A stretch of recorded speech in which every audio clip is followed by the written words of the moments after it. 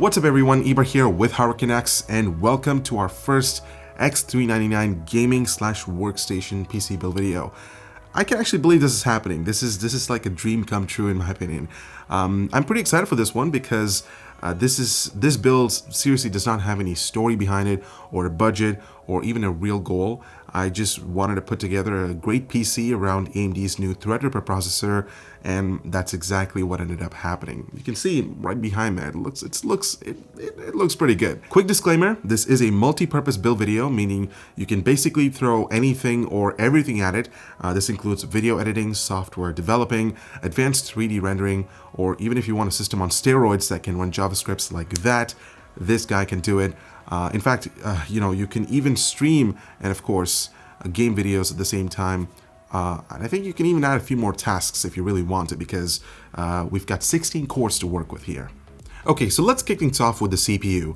I chose the AMD Ryzen Threadripper 1950X 16-core 32-threaded processor clocked at a base of 3.4 GHz that can boost to 4.0, plus with an XFR range of 200 MHz, it should theoretically hit 4.2 on all cores given adequate cooling, which we'll talk about shortly. Priced at $1,000, it offers great multitasking performance and happens to have more than enough threads that you can use several programs at the same time, provided you set core affinity properly.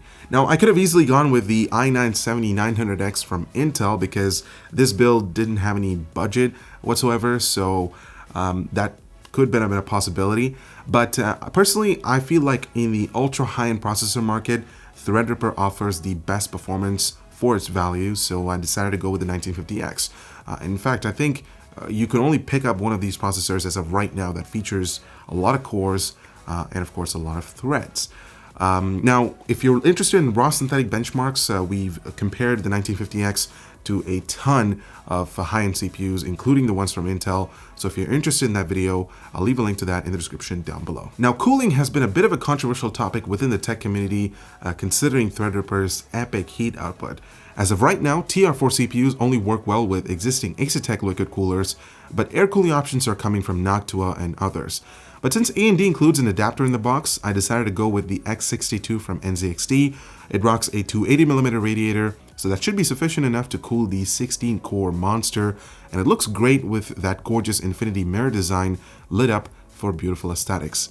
Housing the 1950X is the ROG Zenith Extreme X399 motherboard. This is one of the most expensive boards we've tested in the studio, coming at around $550. But it packs a lot of features that enthusiasts, gamers, and content creators can take advantage of. For one, you have full access to 60 PCI lanes. What that means is you can add multiple GPUs without sacrificing bandwidth. Content creators can easily pop in a Red Rocket, RAID controllers, workstation-grade SSDs, and much more without taking a hit on performance. RGB lighting has also made its way into the Zenith board, and it looks gorgeous to look at. Plus, when you add in the other components that support the ASUS Aura RGB system, lighting customization becomes a seamless experience. The I/O is loaded with USB 3.0 ports, along with the inclusion of 3.1 Gen 2 Type-C and Type-A ports. The I/O shield is also pre-mounted, so that's a nice touch. Do note that this board will require two 8-pin CPU connectors to properly power the 1950X or any TR4 CPU. This is to ensure the user gets the best possible stability when it comes to overclocking, and we'll talk about that shortly. For memory, I decided to go with G.Skill's new 64GB Trident Z RGB kit, which is capable of hitting as far as 2933 MHz, and it has been certified for use with Threadripper. 64GB might seem overkill for a lot of gamers out there, as it does not yield the best possible or higher frame rates, but rather content creators can take advantage of this capacity as programs like Premiere, After Effects, Resolve, eat through memory. So this should definitely help us ease the workflow. We also cannot forget G.Skill's gorgeous RGB illumination. It's the best in the business, plus it's compatible with Aura, which is awesome. Now for storage, I really didn't want to compromise on performance, so I chose not one, but two Samsung 960 Pro NVMe M.2 SSDs. Okay, I know this is complete overkill, but there's a reason behind this choice. Not only is the 960 Pro currently one of the fastest SSDs on the market, but the M.2 form factor means I won't have to worry about routing cables to my drives and cluttering up my otherwise clean build. The 960's high level of NAND endurance for a non-enterprise drive and great random write performance also means that it can be used for my professional applications as well. That's really important for this build since it has to be as versatile as possible. So my intent for this storage setup is to use a single 960 Pro 512GB SSD as my main OS drive, and it will also be used for applications like Adobe Premiere and a few games if necessary. The second drive is actually what excites me the most since I won't have to make any performance sacrifices when I move my main game library to it. I'll also be using it as an Adobe scratch disk so I can speed up my workflow. I should also mention that AMD just announced that X399 boards will be the first to combine NVMe drives into RAID arrays. This will happen through a BIOS update and a new driver package at the end of September or perhaps a bit later. Imagine having 2 or more of these Samsung 960 Pro drives operating in RAID. The performance will be insane, guys, and I'm actually planning an upgrade really soon, so expect or stay tuned for that video. For graphics, I went with the ROG Strix GTX 1080 Ti GPU. It features 11GB of GDDR5X memory, and when it's set to OC mode, the boost clock gets as far as 1700 MHz, but it can be pushed higher with manual overclocking. The Strix cooler is by far one of the best aftermarket cooling solutions we've come across on a GPU. It features the signature triple wing blade 0 dB fans, meaning during idle, they completely stop spinning. ASUS has also implemented their new max contact technology, which provides 2 times more contact with the GPU than traditional heat spreaders, so this should help with lower temperatures while gaming. It also features RGB lighting that can be controlled through the GPU Tweak software, and it's Aura compatible, so once again, that should help with lighting synchronization. Housing the entire PC is a case that might come as a surprise to you guys. I chose the Corsair Carbide Air 540 ATX Cube case. As you can see, I went with the white variant because my goal for this build was to go with a black and white themed PC, and from a physical perspective, this chassis looks beautiful. In fact, this was like a match made in heaven. I was looking for a unique enclosure that could house the massive Zenith eATX motherboard and a 280mm radiator while also being available in white. The number of choices were pretty limited, and after building the system in it, I have mad respect for this new Air 540. The case does not come with a tempered glass panel, although I wish Corsair offered one. However, the acrylic panel should do a pretty good job showcasing the components inside. The Air 540 uses a dual chamber system to separate the hard drive brackets along with the PSU from the rest of the hardware, so this should come in handy during cable management. Powering the whole PC is the Be Quiet Dark Power Pro 11 1000 watt modular power supply. It comes with an 80 plus platinum certification, and given its excellent modularity and the extra wattage headroom, you can easily add a secondary GPU that requires more power, plus it should help with overclocking the 1950X. Now, I could have gone with the stock power cables that came inside the box, but I felt it would be incomplete on a high-end build like this. So I reached out to CableMod and they hooked us up with some custom white and black cables to comprehend the color scheme of the PC.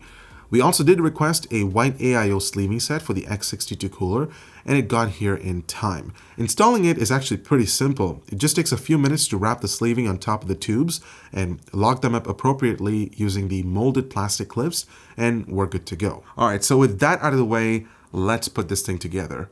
Actually, it's all assembled and ready to go right behind me, but this is just for video purposes, so enjoy the cool montage.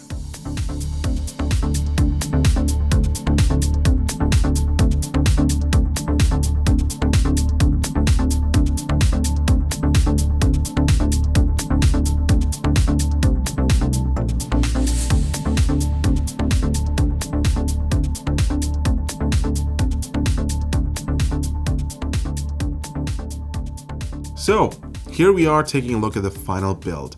It definitely looks gorgeous, guys. I mean, working with the Air 540 case was a breeze. Everything from mounting the motherboard to the AIO to the graphics card was a fairly simple process. I did configure the lighting to an all-white setting as it best suited the case, and it completely satisfies my theme for this PC thanks to Aura. I'm not really sure if I should name this PC since I've never done that with any build, but hey, maybe you guys could help. So go as much as you want in the comments down below. Alright, so let's get serious this time and talk about performance, because it's just as important, if not more important, than the physical appearance of the PC. Before I get into the results, I wanted to quickly touch base on overclocking. I did manage to get the 1950X to 3.75 gigahertz. It's not the best overclock as far as I'm concerned. I mean, I was hoping to get the 4 gigahertz OC, but unfortunately, I just wasn't able to get it stable at that point or at that time. It's probably because my CPU wasn't capable enough to get to that level, but perhaps I might need to spend some more time tweaking around with the CPU and the motherboard to just play around with the voltage and everything to get it to 4 gigahertz. But as of right now, 3.75 gigahertz is what we'll be working with. Starting with Cinebench R15 running the CPU test, the 1950X at stock settings scored a little over 2,900 points, but when overclocked, it dished out 170 points more than the first run. So that's a significant difference. I've even added my main Ryzen PC featuring an overclocked 1700X for comparison, and you can see how it did compared to the 16-core CPU. Switching to OpenGL, and the results shouldn't surprise you. The 1950X at stock didn't yield the best frame rates when compared to the overclocked 1700X, but the 3.75 GHz overclock certainly closed the gap between the two, making it almost a tie. Threadripper isn't really geared towards gaming. It's likely best suited towards people who use programs that take advantage of multiple cores, and we saw that with the CPU test. Moving to a complicated project like this Acer monitor review, which is a 9-minute and 30-second video, shows a clear indication that X399 would certainly shave you some render times. This is where all cores get utilized to its best, and while the 2 to 3 minute difference might not sound that much, imagine the things you could do in the background while rendering complicated projects. I should also mention that overclocking Ryzen played a huge role with the faster render times, so I'd highly recommend when you overclock the CPU to overclock the RAM as well.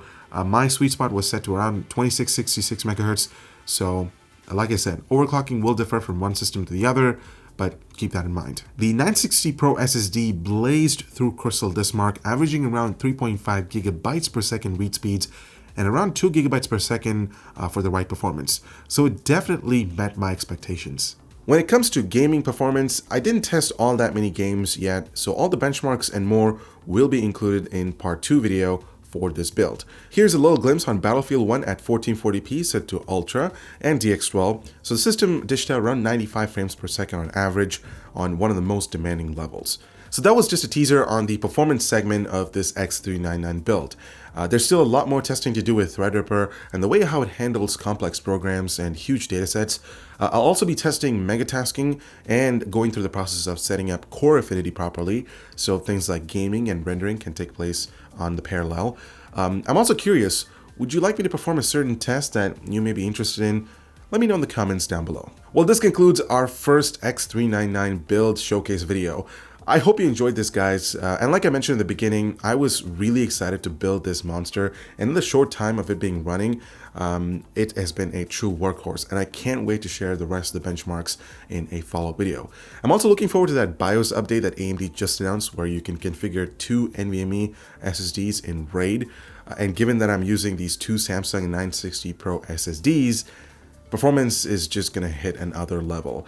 So yeah, expect a follow-up video because expect a lot more coverage in the upcoming weeks because I have a few more touches to do for the build. But yeah, like I said, I'd like to take this opportunity to thank our sponsors for providing the components, and you can check them out in the links in the description down below. I'm Ibar with HardwareCanucks. Thank you so much for watching. Make sure to subscribe for more similar content, and we'll see you in the next one.